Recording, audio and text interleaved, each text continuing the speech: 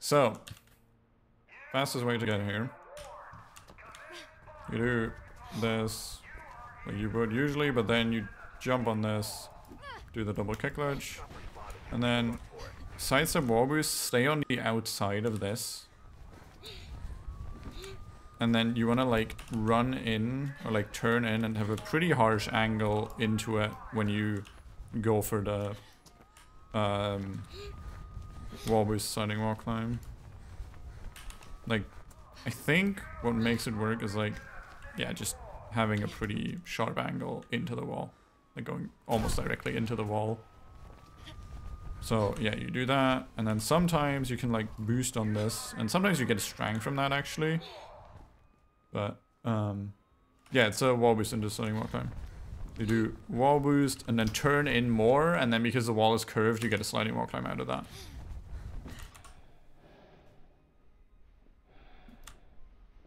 Like that, kind of.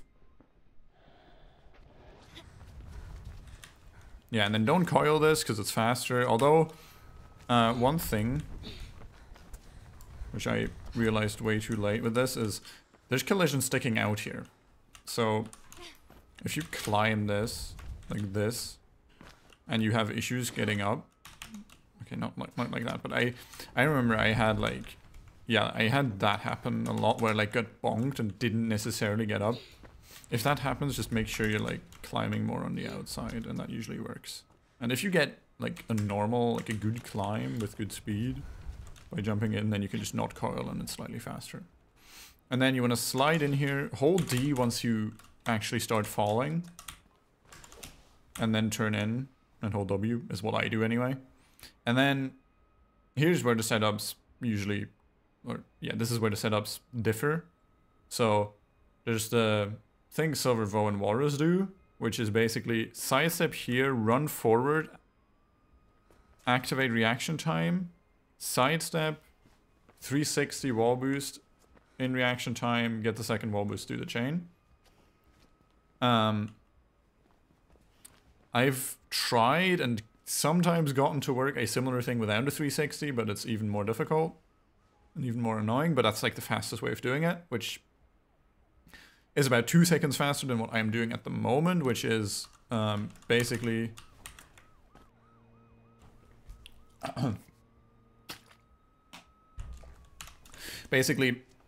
I slide down here, and then I do one bunny hop over here and then immediately sidestep, which I think is like the best compromise between being still kind of fast and not super risky and inconsistent for me at the moment. If I ever figure out a way of doing the other setup consistently, then I'll start doing that, but I can't get the second boost anywhere near consistently enough to be doing that right now, and I really don't need the 2 seconds.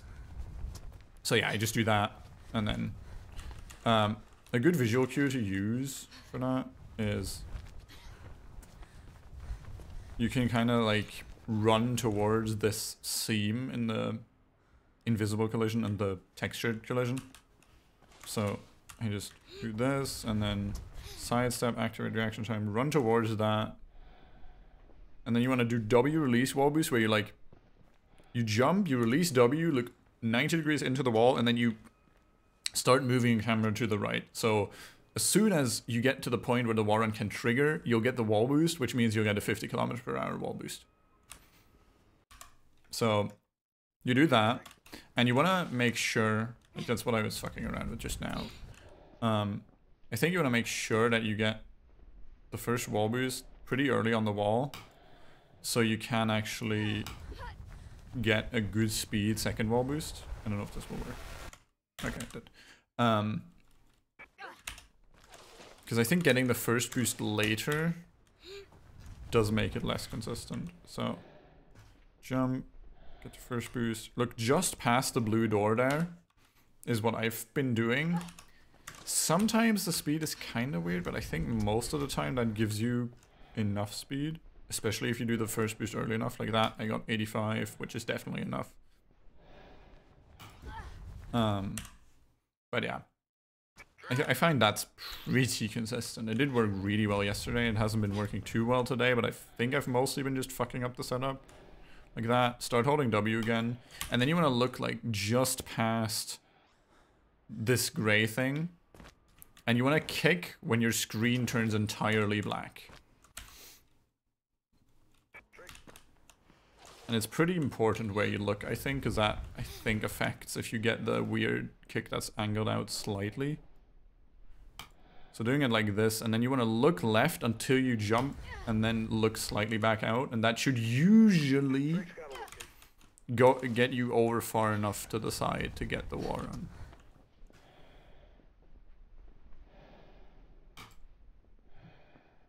This, and then... Yeah, I don't know if this is gonna work. Like 89 kilometers per hour on the last jump is usually sketchy. It can work if you have a good angle, because the trigger that you're hitting, the canals trigger, is actually a circle. So if you have a good angle and you hit like the closest point of the circle, then 89 will work. But if you have a bad angle, then 89 won't work. And it's kind of hard to intentionally get a good or bad angle.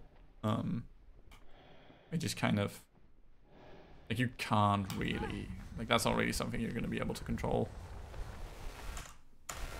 Yeah, like, ideally you want like 82 kilometers per hour of the second boost. Or more. Like, this should be fine. Like 70 out of that, and then, yeah, over like 90 or more out of the last one should always work. I think I've maybe had it not work like once, but...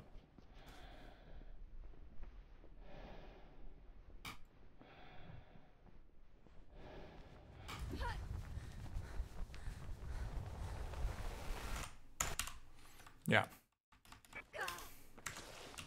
Like, fuck around with the visual cues a bit, because that's like... I've been testing stuff, and I'm still not 100% sure, like, where the limit is. Like, because obviously you want, like, as good a wall boost as you can get, because for one, like, the faster you get to the checkpoint, like, the more speed you have, the better, obviously. But it's also just, like, more consistent. But yeah.